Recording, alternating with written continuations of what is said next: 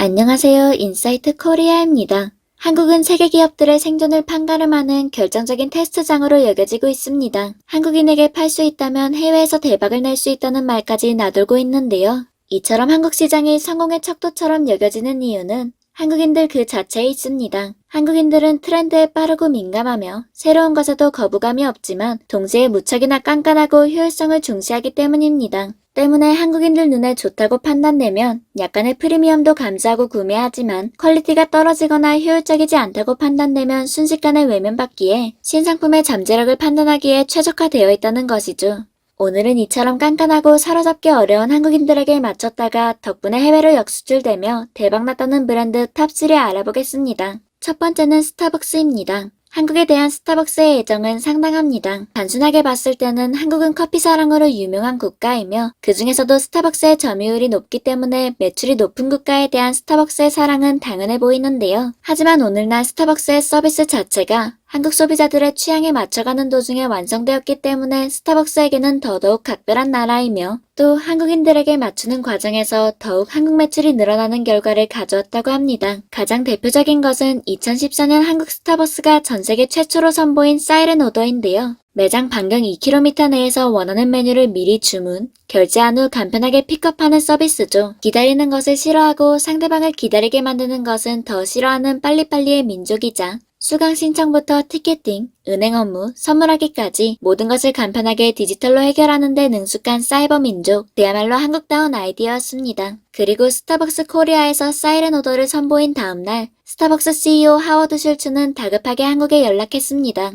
그리고 말했죠. 이건 환상적이다. 그 후 사이렌 오더는 미국 본사로 역수출되었고 미국, 캐나다, 영국, 홍콩 등 각지에 속속 도입되었습니다. 그리고 이 역시 한국 고객들의 니즈를 맞추면 전 세계 고객을 잡을 수 있다는 대표적 예시가 되었으니 도입한 지 얼마 되지 않아 사이렌 오더는 미국에서 전체 주문간의 10%를 차지하며 뜨거운 반응을 얻었습니다. 그 외에도 드라이브 스루의 화상 주문 시스템 등 각종 최첨단 시스템들 역시 한국에서 최초로 시작되어 특히나 비대면 기술이 중요시되는 현 시점에 뜨거운 주목을 받고 있습니다. 한편 굿즈와 각종 디자인 역시 스타벅스가 한국에만 쏟는 애정 중 하나인데요. 스타벅스가 출시하는 모든 제품, 상품과 패키지, 매장 내 사이니즈를 포함해 모든 시각적, 미적인 배치에 관여하는 크리에이티브 팀, 이러한 디자인 팀은 전 세계에 단 2곳, 본사인 미국과 한국에만 있습니다. 이 때문에 유독 한국에서는 스타벅스 굿즈도 많고 스타벅스의 본진이라 할 수 있는 미국에 비해서도 훨씬 예쁘다는 볼멘 소리가 나오기도 하죠. 이에 점차 스타벅스 본사 역시 한국의 시스템을 벤치마킹하겠다는 상황인데요.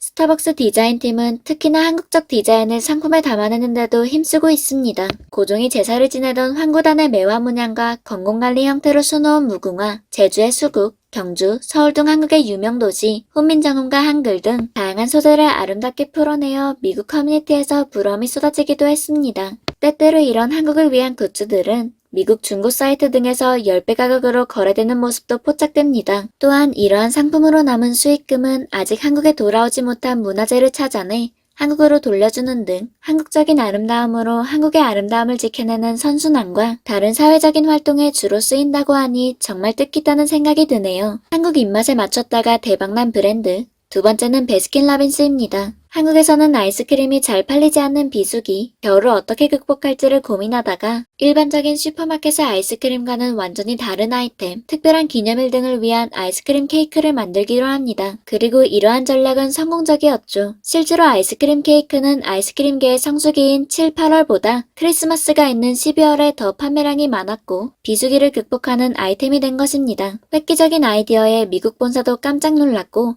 즉각 한국에 전화해 역수출을 요청했죠. 당시 한국을 방문했던 본사 임원은 뛰어난 맛과 뛰어난 디자인을 가진 한국의 아이스크림 케이크 덕분에 베스킨라빈스가 세계적인 관심을 받고 있다며 고마움을 표시했다고 합니다. 하지만 역시 한국인들은 안주하지 않죠. 국내 연구진들은 이에서 멈추지 않고 특수 커팅 칼날과 미끄럼 방지 장치 등을 개발해 더욱 정교하게 아이스크림을 자르고 섬세하게 디자인할 수 있는 기술력을 개발했고 현재와 같은 여러 조각을 한데 모으고도 예쁘게 꾸밀 수 있는 아이스크림 케이크를 만들어낼 수 있었습니다. 보기 좋은 떡이 먹기도 좋다는 한국인들의 생각 때문일까요? 어쩌면 오늘날 세계 SNS를 강타하고 있는 한국의 아기자기한 카페와 베이킹, 디저트 문화 역시 이와 일맥상통하는 것이 아닐까 싶습니다. 이후 또다시 미국 본사는 물론 중국, 중동, 각국에서 국내 연고지나 아이스크림을 수입하고 싶다는 요청이 쇄도했습니다. 현재 미국과 중동, 동남아시아 등 각국으로 역수출 중인 한국의 아이스크림 케이크는 매년 28%로 가파른 성장 중에 있다고 합니다. 이에 대해 당시 베스킨라빈스 CEO 트래비스는 미국 방송에 나와서도 흥분을 감추지 못했는데요. 그는 베스킨라빈스 사업의 가장 큰 비장의 무기는 아이스크림 케이크다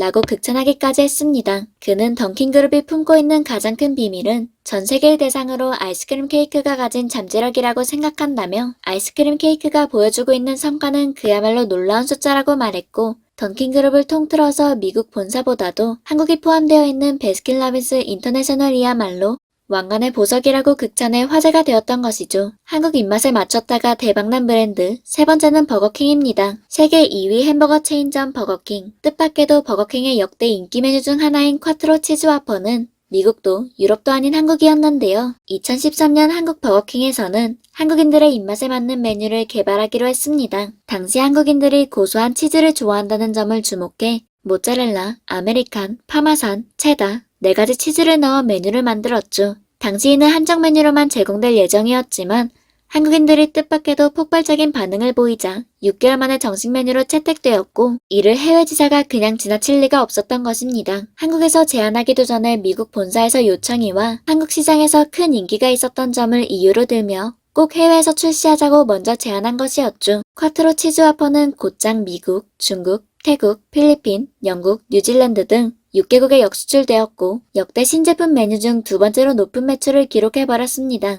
그 외에도 통새우 와퍼, 몬스터 와퍼, 통모짜 와퍼 등 한국에서 독자 개발된 트렌디한 메뉴들이 해외에 역수출되며 인기를 끌었고, 일본과 같이 상당히 폐쇄적이고 변화를 싫어하는 시장에서도 과거 한국인들 입맛에 맞춘 치즈 퐁듀 와퍼 등이 역수출되어 유행처럼 번진 바 있습니다. 한편 이러한 매출 효과를 지켜본 쉐이크쉑 역시 호시탐탐 한국인의 입맛을 맞추려 노력하다가 뜻밖에도 대참사가 벌어진 재미있는 일화도 있는데요. 쉐이크쉑에서는 한국 음식과 더불어 한국 치킨의 열풍을 체감한 올해 초 아예 한국식 양념치킨 버거를 내놓으며 정말로 코리안 스타일 프라이드 치킨 버거를 내놓았습니다. 그런데 한국 소비자들이 나쁘지 않다는 반응을 보인 것이었죠. 워낙 국내에는 맛있는 치킨도 맛있는 치킨 버거도 많기 때문에 큰 기대가 없는 탓인지 오히려 프랜차이즈 치고 괜찮은 시도였다 정도의 반응이었죠. 자신감을 얻은 쉐이크쉑에서는 이를 미국으로 역수출하기로 하며 큰 기대를 모았습니다. 해외의 유명 푸드 인플루언서들이 모두 함께 한국식 버거를 출시한다는 소식에 꼭 먹어보고 싶다는 반응을 보냈던 것인데요. 그러나 정작 메뉴가 출시된 지 얼마 지나지 않아 코리안 스타일 버거는 큰 질타를 받았습니다. 대체 어디가 한국식 치킨 버거냐 라는 것이었죠. 뉴욕을 비롯하여 각 지역에서 활동하는 요리 전문가 및 유명 인플루언서들은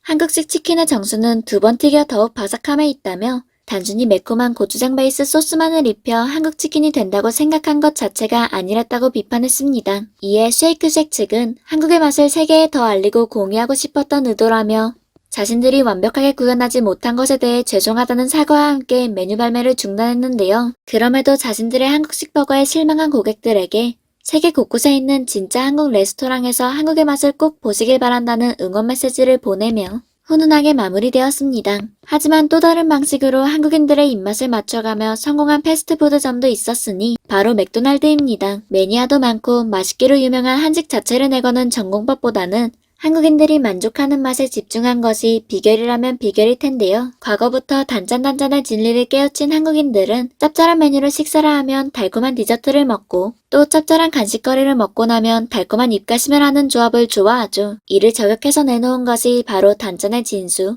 맥도날드의 솔티드 카라멜 와플콘이었습니다. 맥도날드 본사 레스토랑에서는 전세계 맥도날드 점포 중 인기가 가장 높은 글로벌 인기 메뉴를 골라서 출시하는데 한국의 솔티드 카라멜 와플콘을 고르게 되었다네요. 그 외에도 아웃백의 블랙라벨 스테이크와 토마호크 스테이크, 피자헛의 찰도우와 치즈 크러스트 등 많은 브랜드들 역시 한국인들에게 맞춰 메뉴를 변경했다가 전 세계에 통하게 된 뜻밖의 수지를 맞는 경험들을 가지고 있다고 합니다. 한국적인 것이 세계적이 된다라는 말 속엔 한국 문화가 전 세계적으로 인기를 얻는다는 말뿐 아니라 한국인들이 추구하는 고퀄리티와 효율성, 그리고 참신함까지 담겨있는 게 아닐까 생각하게 되는 소식이었습니다.